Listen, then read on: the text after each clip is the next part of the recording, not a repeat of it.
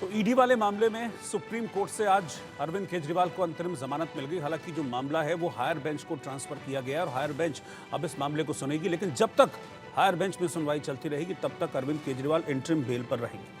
अब दो पक्ष हैं, एक पक्ष आम आदमी पार्टी का है, एक पक्ष बीजेपी का है। आम आदमी पार्टी इसे सत्य की जीत बता रही है आज जो सुप्रीम कोर्ट में हुआ। वहीं बीजेपी का ये कहना है कि इंटरिम बेल है, इसका मतलब ये नहीं होता है कि आप आरोप मुक्त या दोष मुक्त हो गए। सियासत इस पर जमकर चल रही है। मेरे साथ पूरा पैनल है, मैं पैनल को इंट्रोड्यूस करता हूं, फिर हम चर्चा की शुरुआत करेंगे। मेरे साथ इस वक्त अनुजा कपूर जी हैं जो प्रवक्ता हैं भारतीय जनता पार्टी की, नीरज मिश्रा जी प्रवक्ता कांग्रेस, इसके अलावा नव्यान शर्मा प्रवक्ता आम आदमी पार्टी, वो भी साथ में जुड़ गए हैं, और रमाकांत गौर साहब जो कि सीनियर लॉयर हैं सुप्रीम कोर्ट के, वो भी साथ में जुड़ गए हैं। आप सभी का बहुत बहुत स्वागत है। लेकिन नव्यान, सबसे पहले मेरा सवाल आपसे है, आम आदमी पार्टी आज जो सुप्रीम कोर्ट में हुआ इसे सत्य की जीत बता रही है कि देखिए सच जीत गया, लेकिन फैसला तो अभी कुछ हुआ नहीं है इस पर। और बीजेपी ये कह रही है कि ये अंतरिम जमानत मिली है, ज्यादा खुश होने की जरूरत नहीं है, क्योंकि अभी 2 दिन पहले जो ईडी की चार्जशीट थी उसमें किंग पिन है अरविंद केजरीवाल, आरोपी नंबर 37 से पहचान भी दी है ईडी ने इस चार्जशीट में, तो ज्यादा खुश होने की जरूरत नहीं है इस बेल पर, ये कह रही बीजेपी।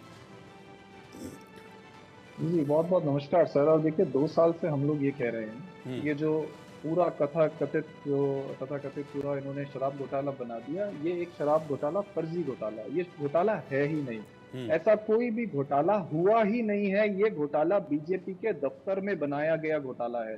उसी को सही साबित करने के लिए जो है इनकी एजेंसियां लगी हुई हैं, 2 साल से लगी हुई हैं। हमारे नेताओं को जेल में रखा हुआ है, ना चार्जशीट फाइल कर पा रहे हैं, ना इनके पास कोई तर्क है। हमारे देश में इन्वेस्टिगेशन के लेवल को इस स्तर पे ले आए ये लोग। हम 2 साल से बोल रहे हैं कि ये फर्जी घोटाला है, ये केवल और केवल पॉलिटिकल रिवेंज लेने के लिए मामला क्रिएट किया जा रहा है और किया गया है। हमारे नेताओं को रिवेंज लेने के लिए पॉलिटिकल डिफीट, एक अगर आप वोट से नहीं कर पा रहे हैं तो आप उनको रास्ते से हटाने के लिए जो है वो ये मामला क्रिएट किया हुआ है। इसमें कोई दम नहीं है। इस पर पहले राउस एवेन्यू कोर्ट ने मोहर लगाई और अब सुप्रीम कोर्ट ने इस पर मोहर लगा दी। देखिए ये बात एक रही। दूसरी बात, हमारे देश में हमेशा से इन्वेस्टिगेशन का एक लेवल रहा है, प्रोसिक्यूशन का एक लेवल रहा है, तर्कों का एक लेवल रहा है।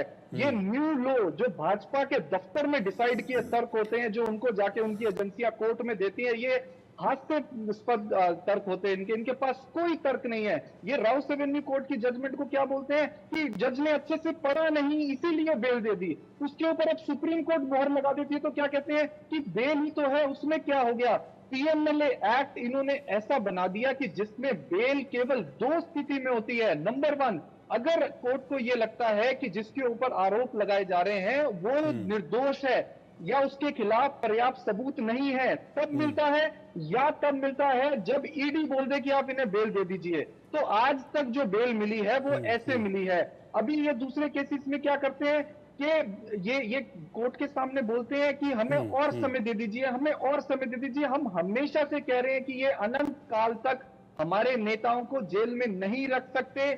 आज नहीं तो कल, नहीं तो परसों हमारे देश में जुडिशरी का राज है, हमारे देश में कानून का राज है। हमारे नेता बाहर आएंगे ही आएंगे। ये जितने षड्यंत्र कर लें, ये जितना अहंकार रख लें, ये जितना ईगो रख लें, ये जो कर लें, लेकिन देश में जीत कानून की ही होगी।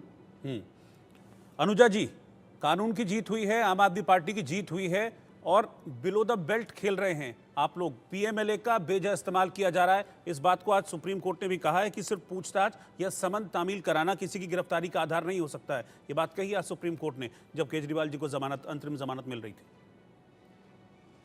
जय श्री राम। अब रस्सी जल गई पर बल नहीं गया। आम आदमी पार्टी के जो प्रवक्ता हैं वो बैठकर उसी चीज को पूरा तरीके से हस्ताक्षर करते हैं।